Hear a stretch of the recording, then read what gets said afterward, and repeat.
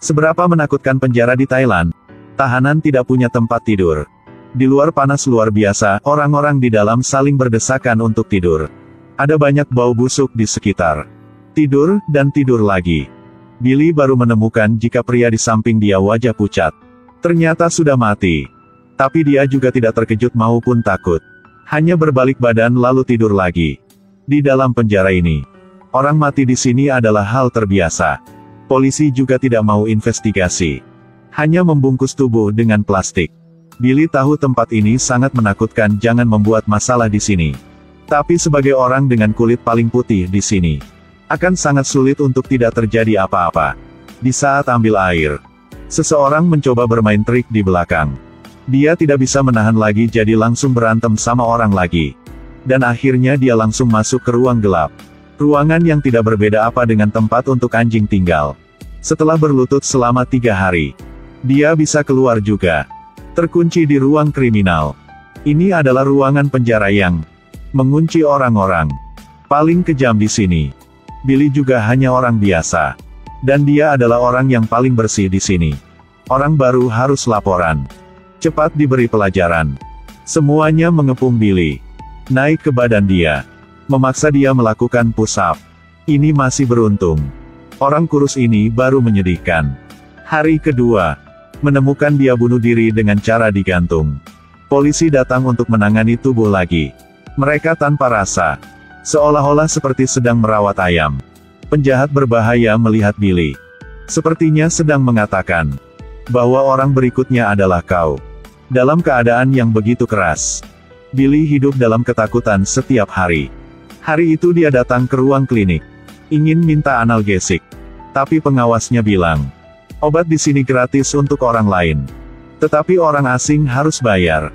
Menghadapi stigma ini, Billy tidak bisa menahan diri lagi. Dalam berapa detik, bertarung dengan 3 penjaga penjara. Apalagi menggigit leher satu sipir. Seperti hewan liar. Tapi tidak lama setelah itu, sipir lain berhasil pegang dia. Lalu mulai memukul dia, tidak mau berhenti. Setelah selesai memukul, langsung dibawa pergi. Lempar ke ruangan yang tidak orang. Tidak tahu butuh waktu berapa lama. Luka punya Billy baru sembuh. Dia memakai rantai berat di kakinya.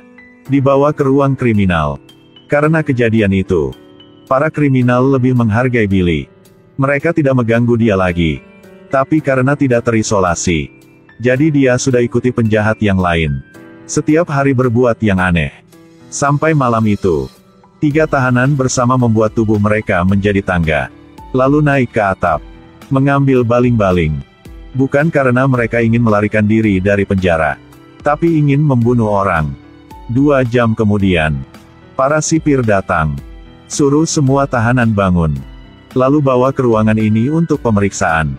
Karena ada 3 sipir telah dibunuh. Dan senjatanya adalah baling-baling yang patah. Sipir tidak dapat menemukan pembunuhnya. Jadi hanya bisa memilih 1 penjahat untuk dibawa pergi.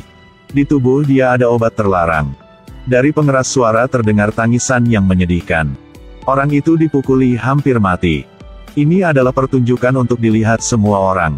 Seorang polisi datang mencari Billy. Dia tahu Billy dulu pecandu narkoba. Pernah belajar tinju. Jadi menggunakan obat terlarang untuk membuatnya terpesona. Biarkan Billy bergantung padanya. Lalu dia datang minta tolong ke Billy. Bantu dia meninju sampai mati 2 tahanan yang paling dibenci olehnya. Billy langsung menjadi gila. Di mana hati nuranimu? Di mana? Tidak hanya itu saja. Polisi ingin membuat Billy menjadi alat pembunuh untuk dia. Billy akhirnya tidak bisa menahan diri karena obat. Jadi sudah mencari 2 orang itu. Lalu memukul sampai mati. Ketika dia bangun kembali, Billy merasa sangat menyesal. Dan memutuskan untuk tidak melakukan kejahatan seperti itu lagi. Sampai malam Billy ambil sepotong pisau. Masuk ke dalam selimut. Lalu memotong tangan dengan diri sendiri. Untungnya ada orang melihat. Berhasil selamatkan Billy. Setelah gagal bunuh diri, Billy memutuskan untuk tidak boleh mendekati narkoba lagi. Dia membawa rantai. Mulai berlatih cara tinju seperti sebelumnya.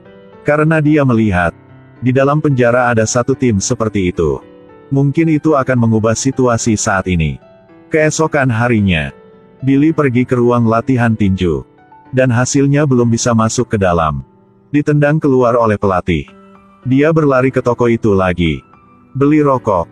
Lalu menggunakan rokok itu sebagai fee masuk ke pintu. Baru boleh masuk ke dalam. Pelatih tidak ada niat untuk ajarin Billy. Dia mencari seseorang dengan pengalaman. Untuk bertarung dengan Billy. Karena dia ingin Billy akan menyerah. Seperti yang diharapkan, baru masuk Billy dipaksa ke sudut halaman. Dipukuli tanpa henti. Wajah bengkak dan balik ke penjara. Semua penjahat mendengar dia latihan ninju. Lalu semua tertawa terbahak-bahak. Ini semua adalah orang-orang yang bejat. Mereka tidak akan mengerti mengapa Billy berusaha sangat keras seperti itu. Dia terus berlatih. Tidak ada yang ajarin dia. Hanya pukulan terus-menerus ke arah karung pasir. Kekuatan dia menarik perhatian yang lain. Saat istirahat, semua mulai bahas tentang Billy. Sampai pelatih juga berubah karena profesionalitas itu. Mulailah mengajarinya dengan hati-hati. Lihat dulu baru bertindak. Jangan buang energi. Setelah berlatih tinju, harus belajar sesuatu yang lain. Yang ini lebih sulit lagi. Habis lebih banyak daya tubuh. Tetapi Billy masih bisa menahan. Akhirnya masih kalah. Tapi tidak lama kemudian, dia berpartisipasi dalam pertandingan pertama. Lawannya adalah orang yang pernah mengalahkan dia. Setelah bertarung 3 kali. Lalu telinga Billy tuli. Darah di seluruh tubuh. Musuh tidak terluka sama sekali. Mulai bertarung lagi. Lawan sangat kuat. Tapi dia tidak bisa menghindarinya. Billy mencari kesempatan. Tapi tidak kena. Lawan mengambil kesempatan untuk melakukan serangan balik. Bahkan memukul bagian belakang kepala. Untung dihentikan oleh orang lain. Sekarang mata Billy satunya bengkak. Semakin lama, semakin sembrono. Billy menggertakkan gigi dan memukulnya. Lalu memaksa lawan ke sudut. Pukul wajahnya. Dan lawan juga jatuh ke bawah. Pertandingan pertama. Billy menang. Menjadi terkenal di dalam penjara. Polisi juga tepuk tangan, selamat. Sipir memberikan dia kesempatan. Mengikuti kontes, dalam 2 bulan lagi di penjara. Jadi dia adalah orang kulit putih pertama. Mewakili penjara untuk bergabung dalam pertempuran. Jadi Billy akan dihargai. Pindah ke sel penjara yang lebih baik. Sebelum pergi, semua tahanan lain menatap dia. Awalnya mengejek. Tapi sekarang kebalikannya. Sejak itu Billy berlatih menggandakan usaha. Punya pelatih profesional. Setelah berlatih, mendapatkan pijatan. Mereka memperlakukannya dengan cukup baik. Ajari dia segalanya, cara menyerang dengan berbahaya. Bagaimana bisa berbalik? Billy berusaha sangat keras. Tapi dalam pertempuran nyata, kecanduan narkoba tiba-tiba kambuh.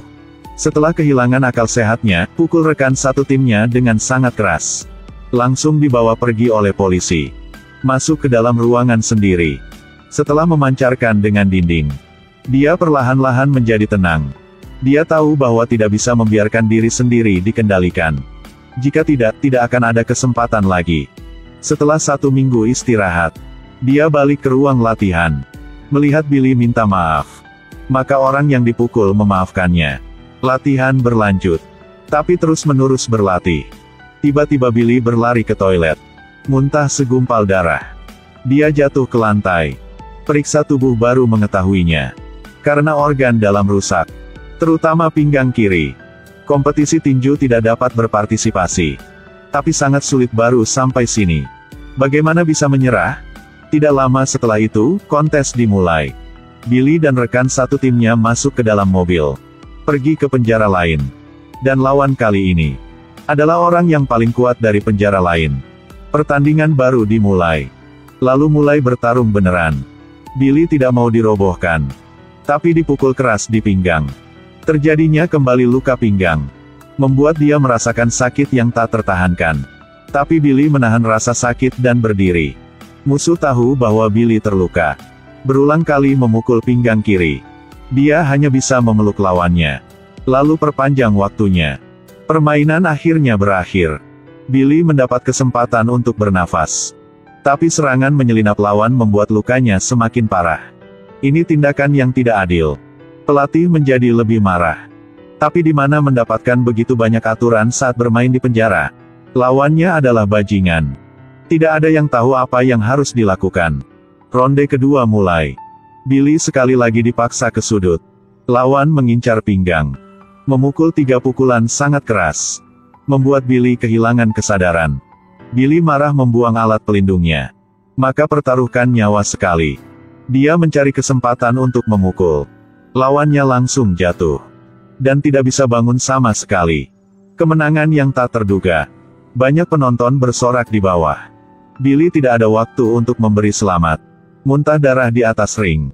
Ketika bangun kembali, ternyata dia sedang di dalam rumah sakit. Ketika perlahan jalan keluar dari kamar, dia baru tahu bahwa tidak ada yang jaga di ruangan dia. Billy langsung berpikir, ini adalah kesempatan untuk melarikan diri dari penjara. Dia hanya pasien biasa, berjalan keluar dari rumah sakit. Tidak ada yang lihat dia. Di jalan, melewati pasar. Tapi terus jalan seperti ini. Akhirnya dia juga berhenti. Jika terus bersembunyi seperti ini, di mana jalan masa depan? Pasti dia akan kembali ke jalan yang tidak benar lagi. Semuanya buang-buang waktu, tidak berguna. Hidup lebih berharga dari kebebasan. Dia memutuskan. Sendirian balik ke rumah sakit. Lalu diantar balik ke penjara. Tidak lama kemudian seseorang datang untuk memantau. Itu adalah ayah dia yang pernah tinggalkan dia. Pada momen ini, dia tahu dia membuat keputusan yang bijaksana. Ini adalah kisah nyata. Ayah yang muncul adalah ayah yang sebenarnya. Nama dia adalah Limor. Awalnya preman di Inggris. Tapi jadi kecanduan narkoba di Thailand. Jadi dia dibawa ke penjara. Apalagi, menggunakan kekerasan yang mengerikan. Kehidupan Billy awalnya seperti penjahat lainnya. Busuk di dalam penjara. Tapi dia mengambil kesempatan untuk hidup kembali. Gunakan kemauan dia untuk menaklukkan diri sendiri. 3 tahun kemudian, Billy dibebaskan. Memulai kehidupan baru.